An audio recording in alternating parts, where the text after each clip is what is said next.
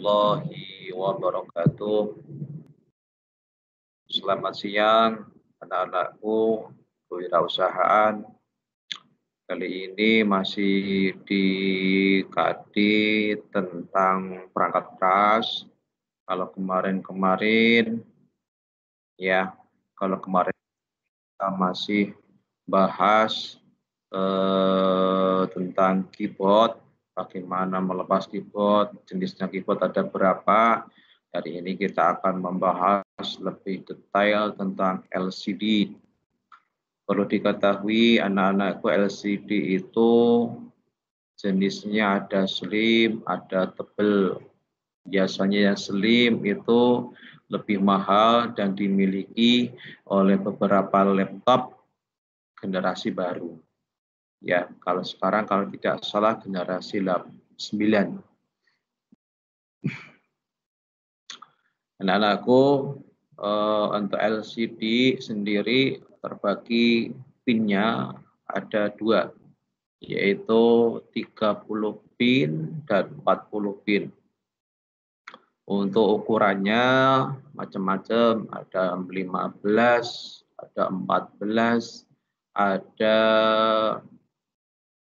11,6, kemudian ada lagi 11 dan 10. Pada intinya membuka LCD itu sama, anak-anakku.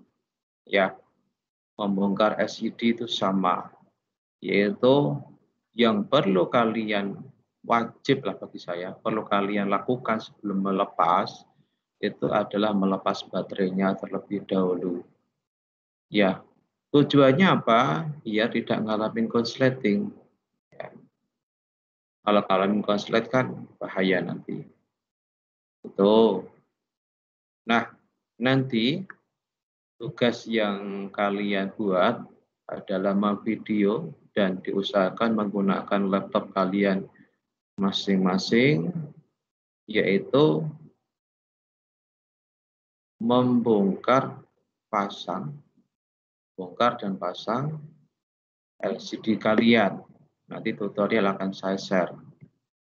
Kemudian lagi dibuktikan dengan laptop kalian hidupkan dan tidak terjadi kecelakaan kerja.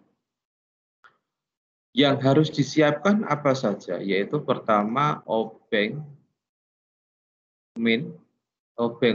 plus, ya, obeng plus. Yang kedua adalah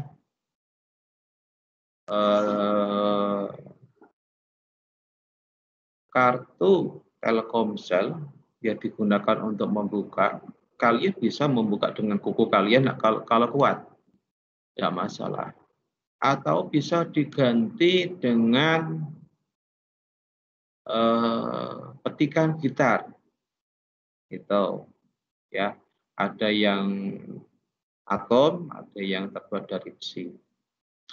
Oke, anak-anakku, ini silakan dilihat, ya, diperhatikan bagaimana membuka laptop. Nah, ini saya share videonya, silakan diperhatikan.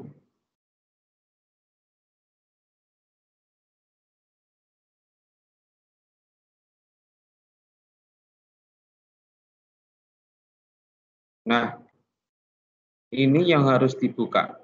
Bautnya 1, 2, 3, 4 dibuka dulu.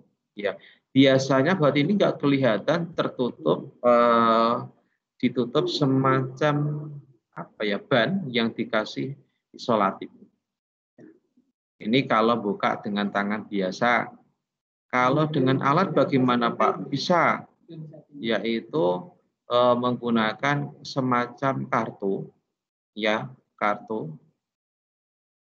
Atau kartu ini saya lebih sarankan kartu yang besar, yaitu kartu Telkomsel atau menggunakan petikan gitar. Nah, setelah terbuka ini, ya, ini dibongkar lagi pengaitnya. Jenis LCD ini adalah LCD tebal. Berapa pin, Pak? 40 pin. Loh, kok tahu, Pak? Sudah keseringan buka, jadi tahu. Di sini, di sebelah di atasnya LCD ada namanya webcam. Dan sebelahnya lagi ada namanya mic. Ya, jadi misalkan sewaktu-waktu kalian rusak mic, kalian rekam tapi nggak kedengeran, berarti yang rusak adalah mic-nya. Nah, ini adalah fleksibel. Sebentar, saya ulangi lagi. Nah, ini adalah fleksibel, ya, yang menghubungkan LCD ke MOBO. Seperti itu, ya, untuk fleksibelnya. Nah, sementara tayangan sampai sini dulu. Nanti kalian lepas, betul-betul kalian lepas. Kemudian tugasnya kalian bisa selfie dengan LCD kalian. Itu ya. Ini untuk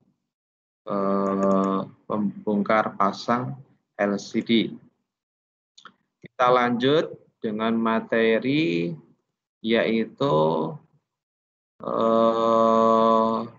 beberapa jenis kerusakan LCD. Kita bahas pertama adalah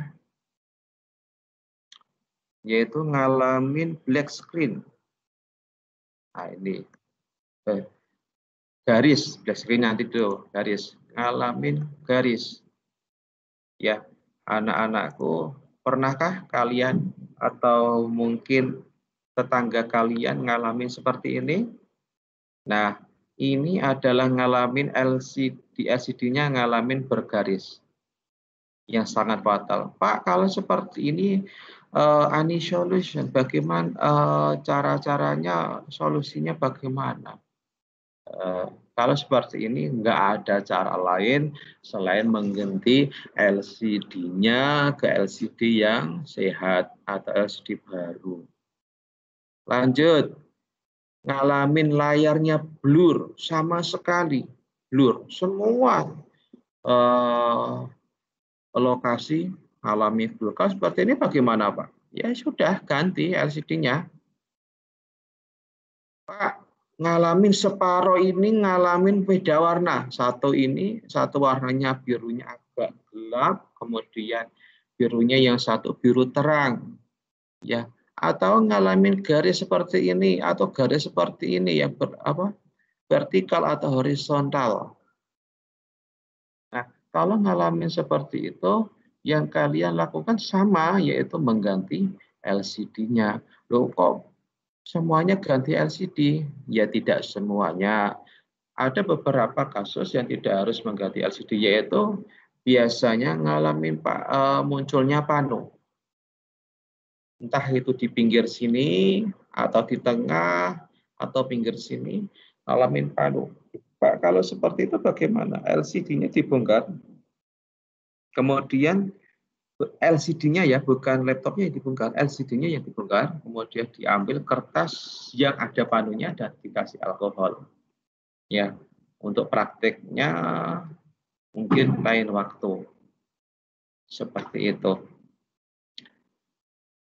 Pak, yang sering dialami oleh LCD, kerusakan LCD, selain yang disebutkan tadi apa?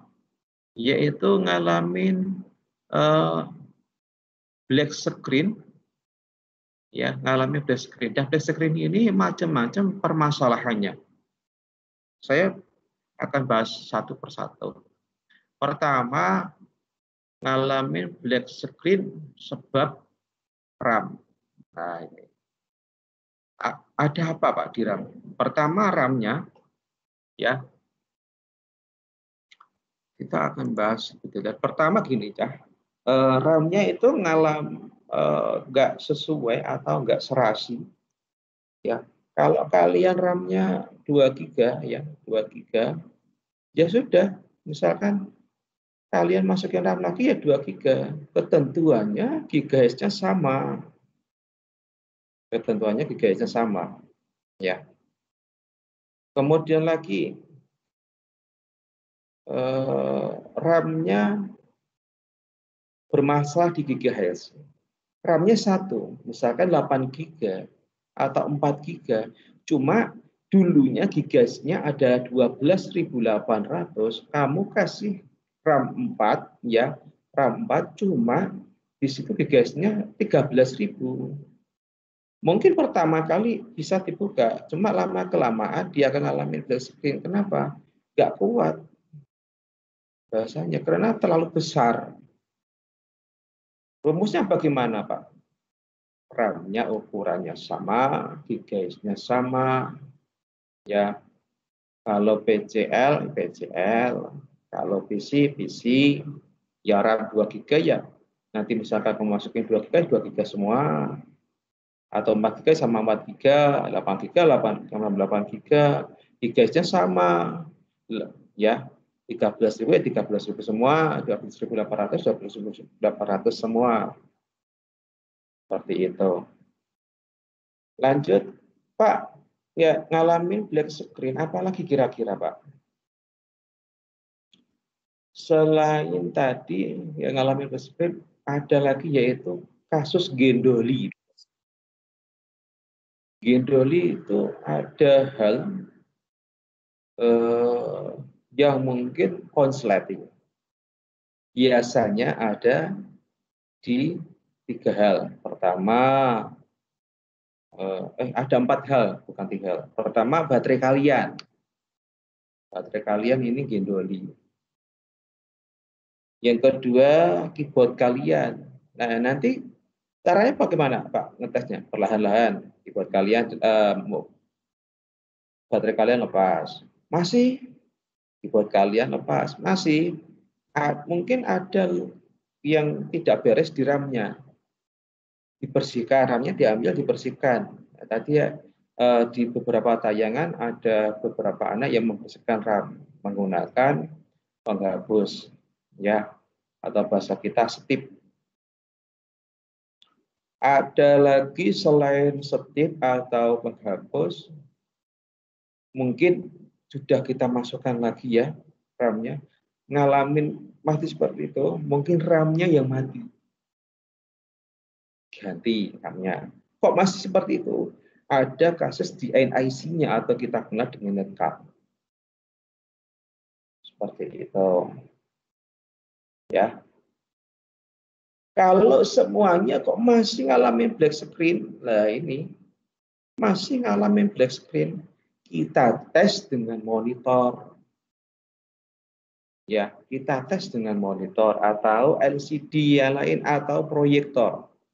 Dimasukkan di VGA kalian, kemudian di situ tampil enggak? Kalau di monitor tampil, kok ngalami black screen? Ya sudah, LCD kalian harus ganti. LCD kalian harus ganti. Tapi kalau di proyektor itu nggak tampil, ya, ada beberapa ketentuan nanti akan saya bahas.